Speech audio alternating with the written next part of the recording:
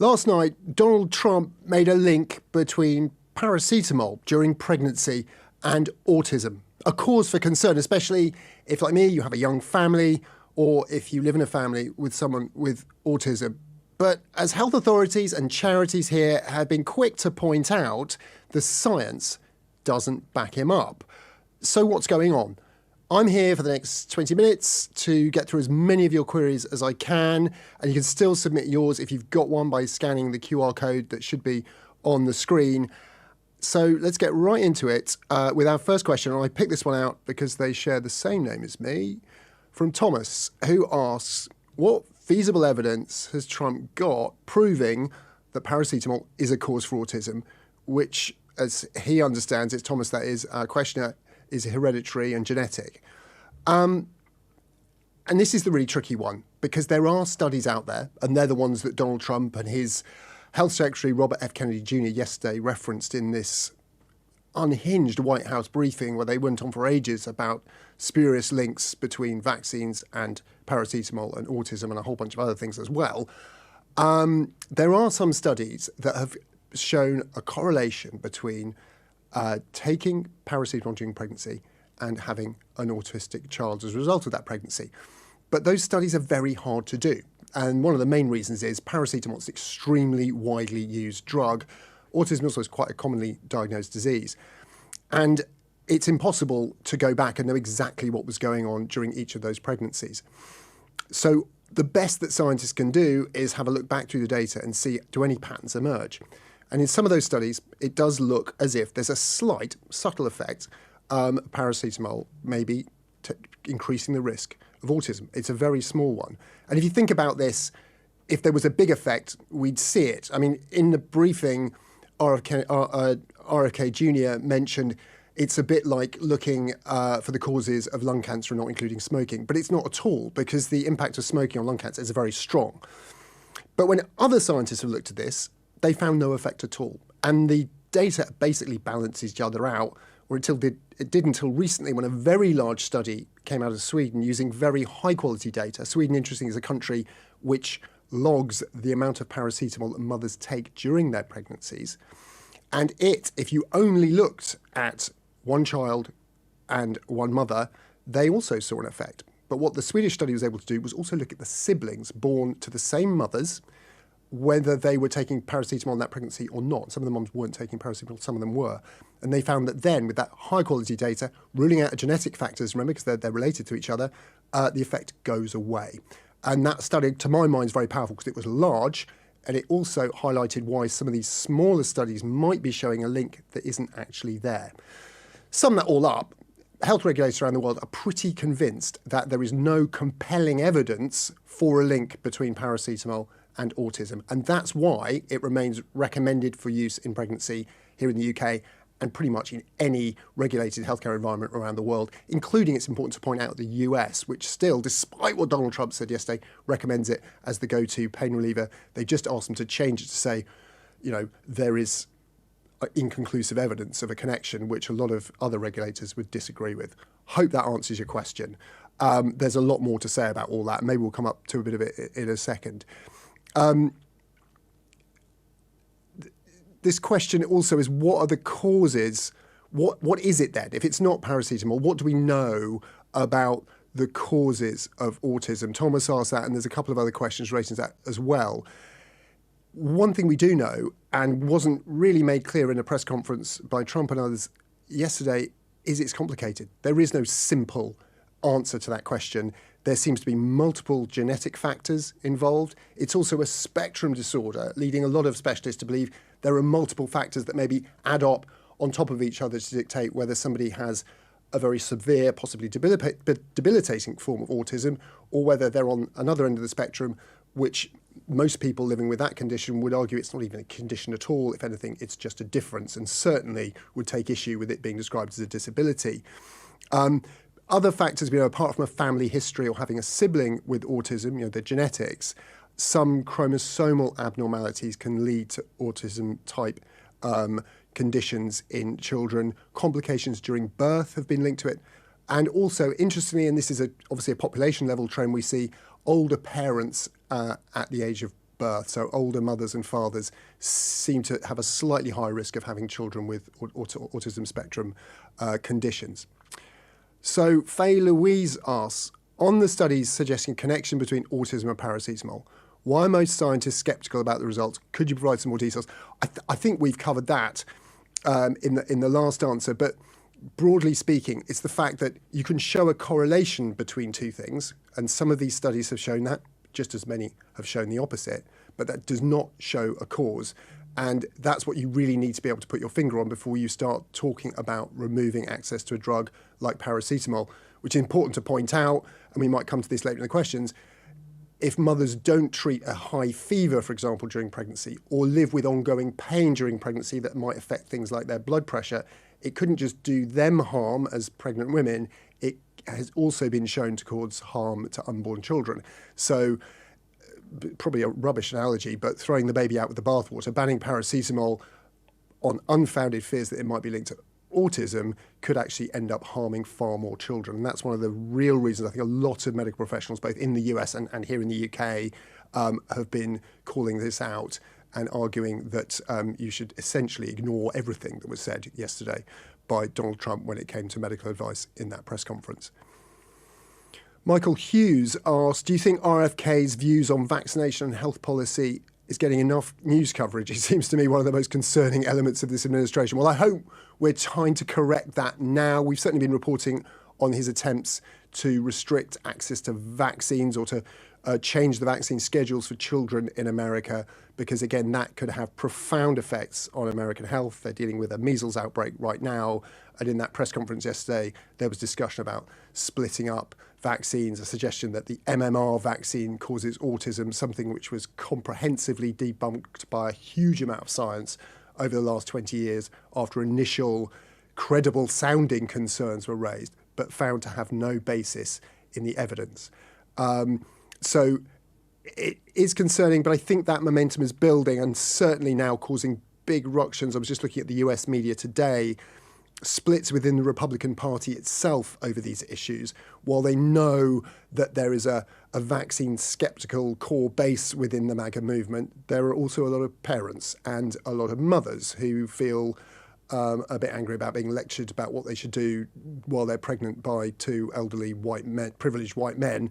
But it is causing political ramifications. I think if those amplify, it will get talked about more. But it's certainly something that deserves a lot more attention in my mind. Maybe I would say that because I cover this on Sky News. Some questions here as well on the response and the impact of this.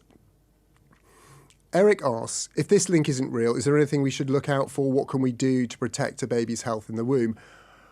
That's not really one for me to answer. I'd just say, talk to a doctor if you're worried. But I think from what we've said so far, there really isn't any conclusive evidence about various environmental factors that might play a role in autism. There's a lot of research going on in that area.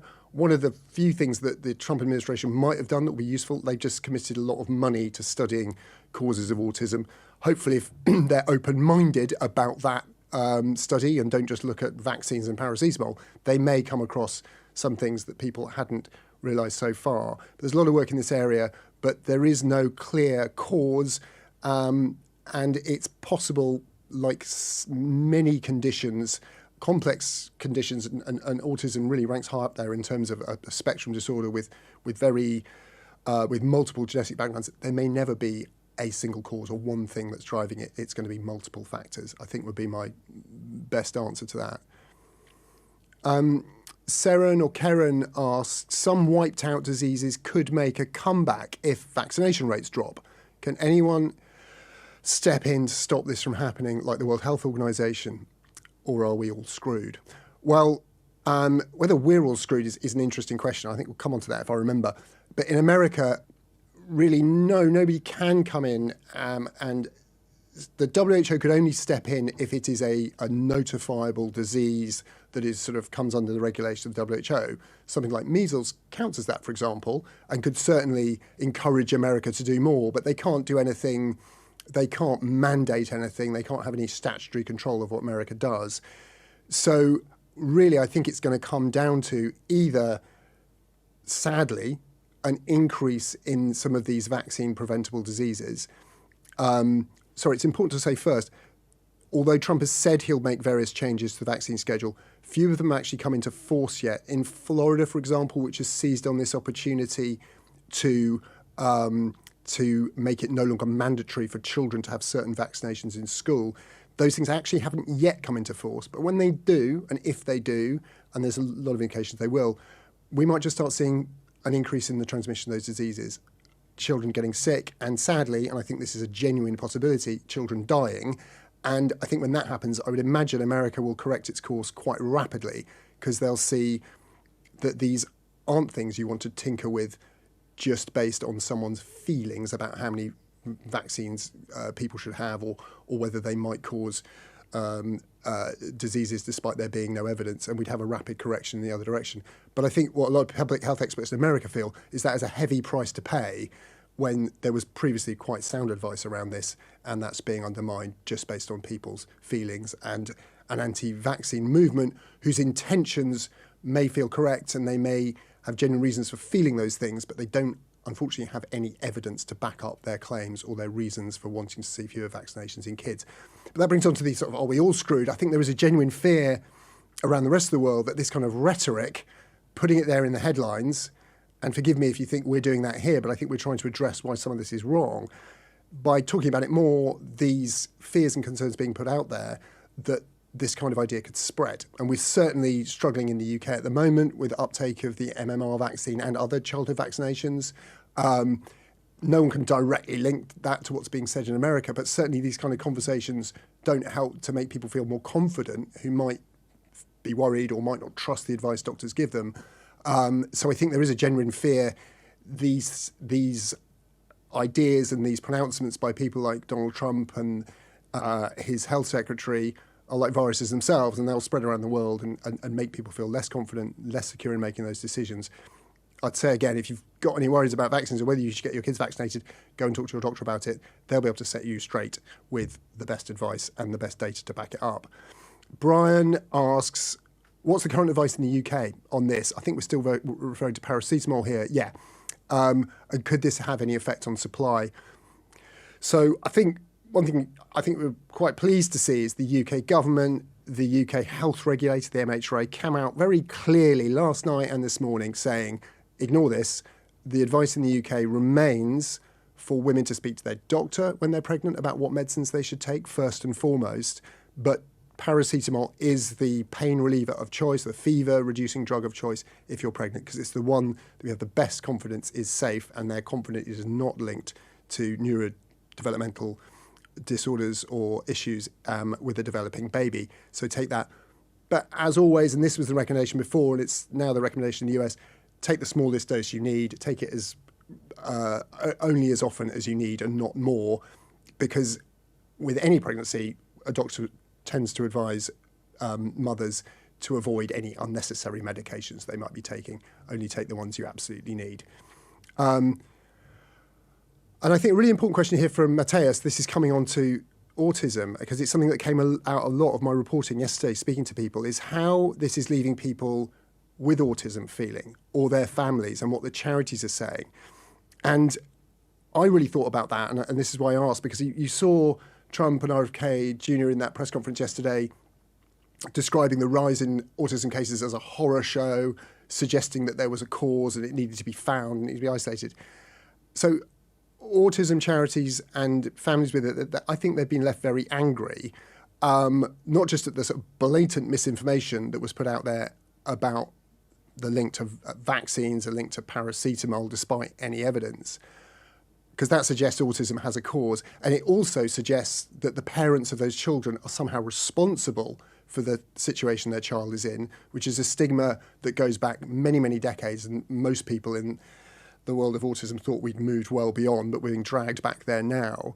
But it also, the way they describe autism as a disability in all cases. And I think, although there are some people with autism spectrum disorder who are at the very severe end, who do have genuine disabilities or other learning difficulties or disabilities associated with their autism, a huge majority of them do not. and wouldn't even describe the condition they have as a disability. They'd be happier calling it a difference. And that is something I think will cause a lot of upset and unnecessary strife and stigma for people living with autism. And I think, James here says he is autistic. So this is interesting context, and finds Trump's comments deeply hurtful. My daughter is autistic, and my wife, to our knowledge, didn't take any paracetamol during her pregnancy. However, I know what it's like, and I don't wish it for my daughter. Is this drug worth trying for? Oh, so interesting. So that's interesting how hurtful he found it. And also, I think you can feel there an implication that his wife's sort of been stigmatised by it, asking whether paracetamol was an issue. The drug he's mentioning, I'm just going to go back to, there's another question here from Eliza G about leucovorin. So this was a drug that came up in the press conference. RFK Jr. has promised to find new treatments for autism. They want to get on top of this. Leucovorin is a drug that's been around for a long time that was used to treat people undergoing chemotherapy for cancer. It's folic acid. It replaces folate in the system. Some children with ASD, with autism, have lower levels of folate in their brain. Some very small studies have suggested supplementing that with leucovorin has helped them. They're small studies, and a wider clinical trial would be needed to do that. And interestingly, that is not something that they recommended at the press conference yesterday. They just said we should change the license and distribute this drug. If I was the parent of an autistic child, I'd certainly want to try anything, but before I do, I'd want to know that it had been tested for safety and for effectiveness for use in kids. This drug, although it has been trialled in small groups, I think we'd want to see that done much more widely and see some evidence that actually works before we start offering it around. But it certainly looks like there'll be a bit more interest in it as an option. But from what I understand, the number of children who this might apply to is a fairly small subset of those with ASD. So it's certainly not going to be a wonder cure based on what I've seen coming from most knowledgeable autism researchers. A comment here from John. We have an autistic son. He's our pride and joy. My wife didn't take anything during pregnancy. This is just nonsense. Well, I think we can all agree with you there, John. And I hope you are continuing to enjoy your son.